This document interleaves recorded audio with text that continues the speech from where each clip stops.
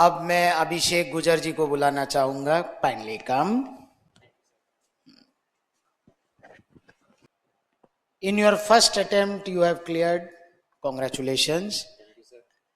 And he is presently working in JKILS also.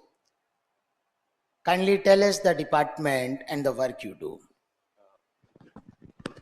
Hello everyone. I recently selected in Junior Legal Officer examination, and I'm right now working in Women Empowerment Department, and my experience was really good out there.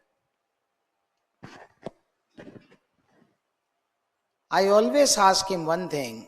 If you are a JLO, why RJS?